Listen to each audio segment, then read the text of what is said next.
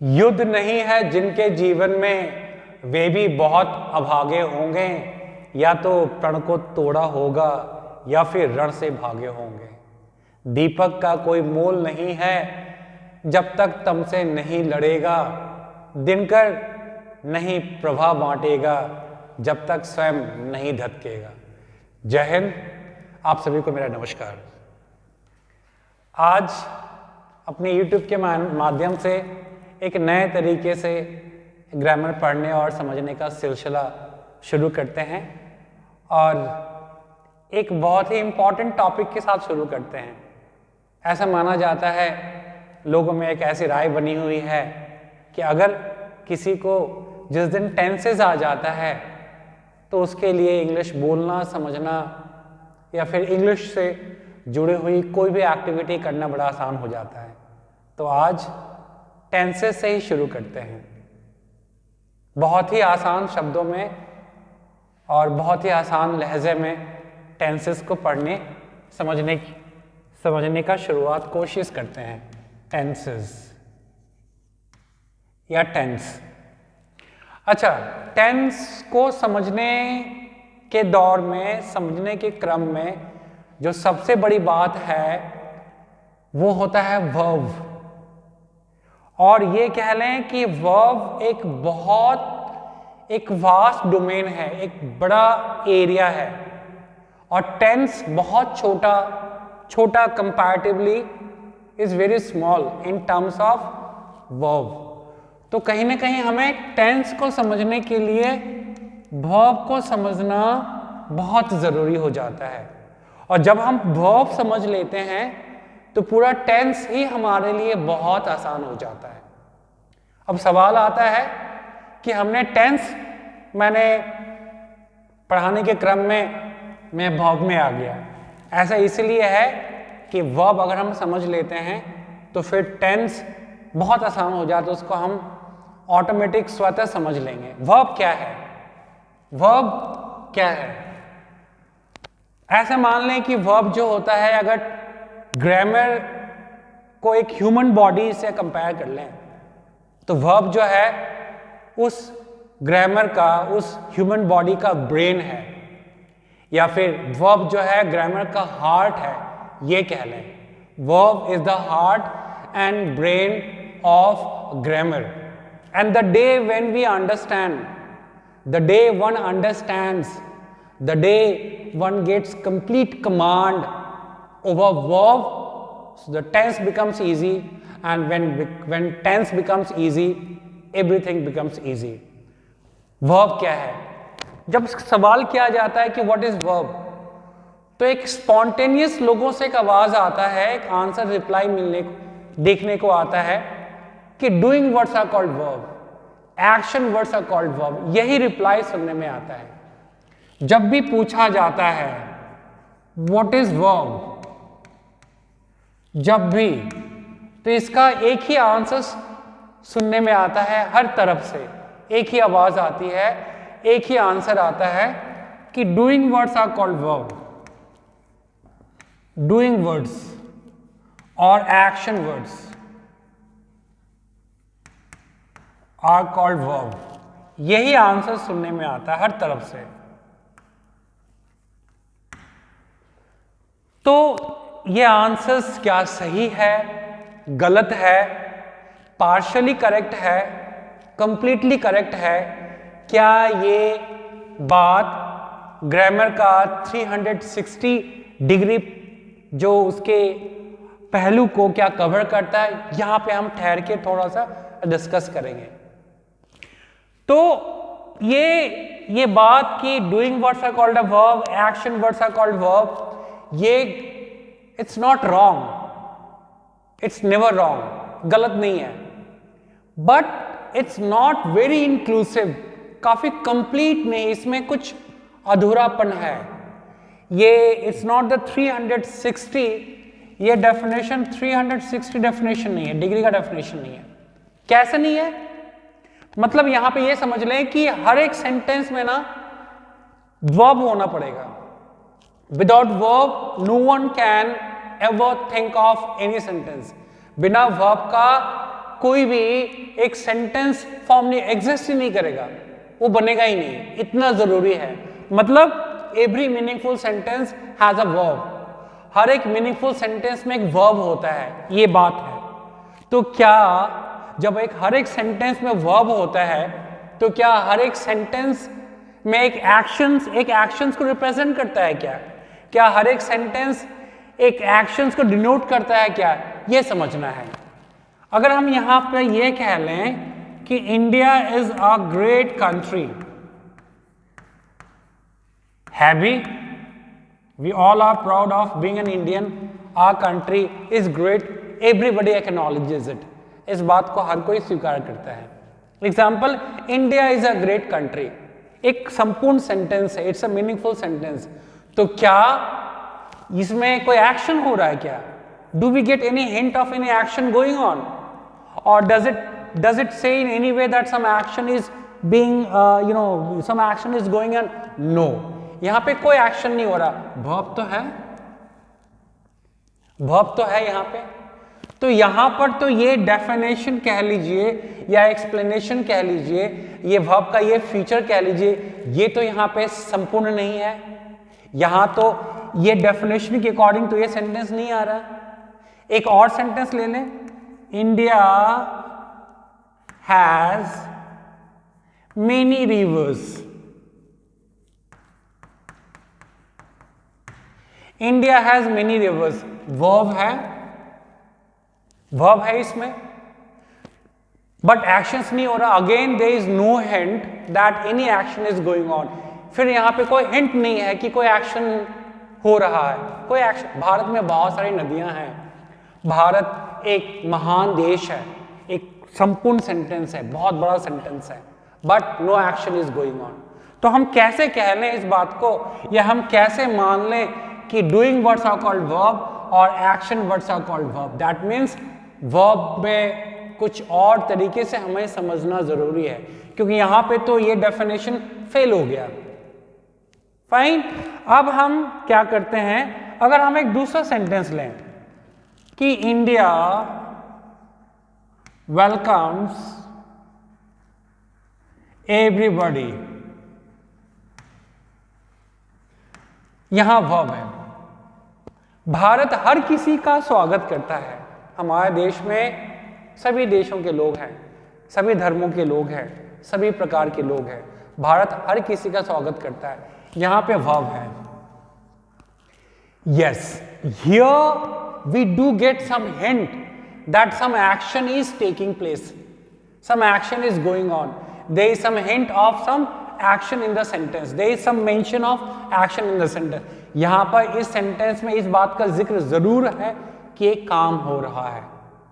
तो यहां पे वो जो डेफिनेशन है ना कि doing words are called verb, action words are called verb, इस सेंटेंस के लिए तो फिट आता है, यहां तो फिट आता है। बट जब हम कहते हैं India is a great country और इंडिया हैज मेनी रिवर्स, तो वहां तो वो डेफिनेशन फेल हो गया। अब अगला सवाल आता है, देन व्हाट इज वर्ब? तो चलिए हम वर्ब की संपूर्ण 360 एक्सप्लेनेशन, उसका फीचर्स समझने की कोशिश करते हैं।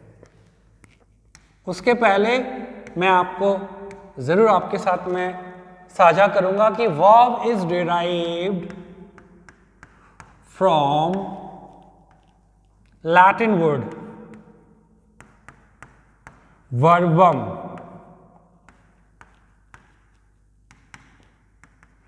verbum, verbum। वर्ब जो है लैटिन वर्ड verbum से इसको डिराइव किया गया है, जिसका मतलब होता है वर्ड।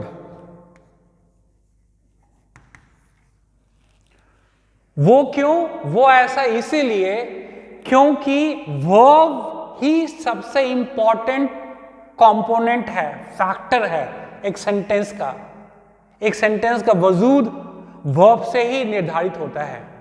जैसा कि हमने अभी कुछ देर पहले मैंने बताया आपको कि वर्ब जो है वो ग्रामर का हार्ट है, वर्ब जो है ग्रामर का ब्रेन है, इतना इंपॉर्टेंट है।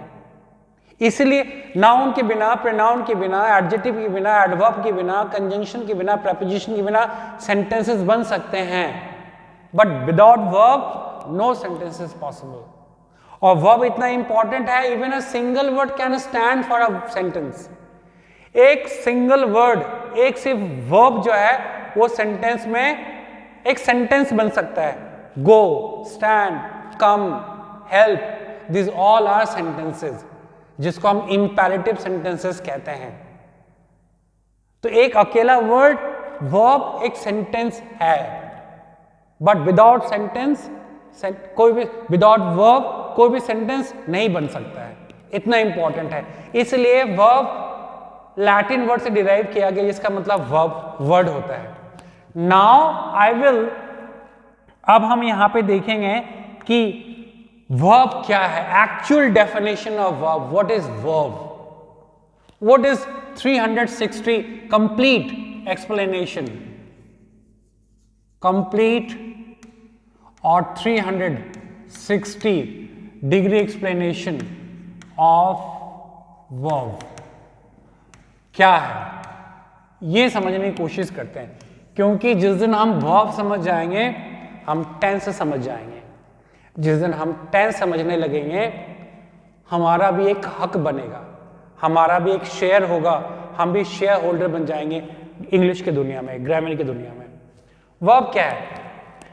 वर्ब जो है एक सेंटेंस के सब्जेक्ट के बारे में हमें मोटी मोटी 4 बातें बताता है।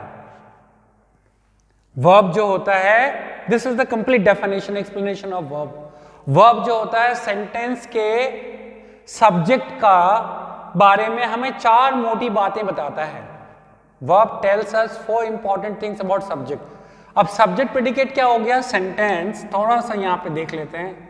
Sentence has 2 parts, one is subject and the second is predicate।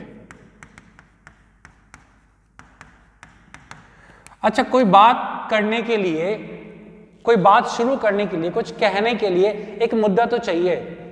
किसी इंसान के बारे में बात करेंगे, किसी ऑब्जेक्ट के बारे में बात करेंगे, किसी इंसिडेंट के बारे में बात करेंगे, किसी स्थान के बारे में बात करेंगे, किसी फिनोमिनल के बारे में बात करेंगे।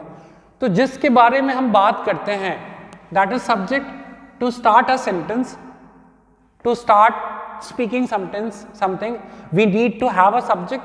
हमें एक सब्जेक्ट की जरूरत पड़ता है। तो वो इंसान, वो व्यक्ति, वो स्थान, वो घटना, वो कार्यक्रम, ये सब्जेक्ट बन जाता है।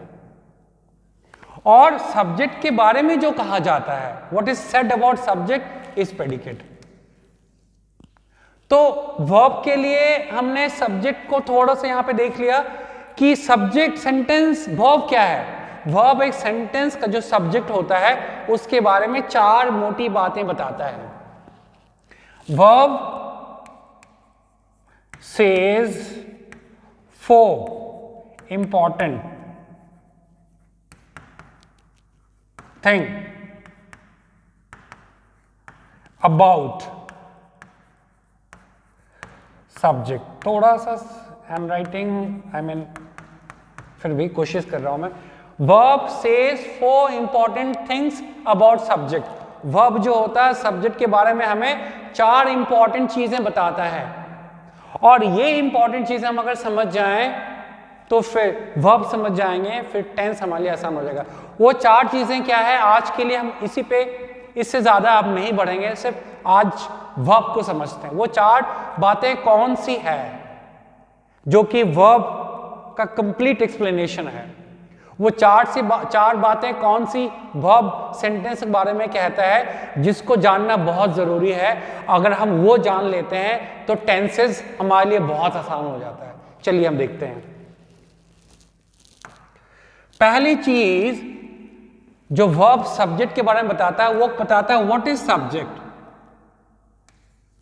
व्हाट इज सब्जेक्ट, पहली चीज जो हमें वर्ब बताता है सब्जेक्ट के बारे में, जो बताता है सब्जेक्ट क्या है। दूसरी चीज, सब्जेक्ट के पास क्या है, what does subject have. What does subject have, subject के पास क्या है, ये दूसरी चीज हमें बताता है। सब्जेक्ट क्या है, करता क्या है, दूसरी चीज बताता है सब्जेक्ट के पास क्या है। तीसरी चीज हमें बताता है what does subject do. What does subject do, subject क्या करता है, ये तीसरी चीज बताता है। और चौथी चीज बताता है कि सब्जेक्ट के साथ क्या किया जाता है, what is done to subject. बस ये चार बातें अगर हम समझ जाते हैं, अगर ये बातें हम देख पाते हैं तो हमारे लिए टेंस, वर्ब, बाकी सारी चीजें आसान हो जाएगा। चार बातें, वर्ब चार बातें बताता है सब्जेक्ट के बारे में। सब्जेक्ट क्या है, सेंटेंस का पार्ट है। सेंटेंस बोलने के लिए, लिखने के लिए, समझने के लिए एक मुद्दा चाहिए होता है। सब्जेक्ट के बारे में चार चीज, what is subject, what does subject क्या है, what does subject have, subject के पास क्या है, what does subject do, subject क्या करता है, and what is done to subject, subject के साथ क्या किया जाता है। एक एग्जांपल देख लें। India is a great country, Bharat एक महान देश है। सब्जेक्ट क्या है, what is subject, India. What is India, India is great.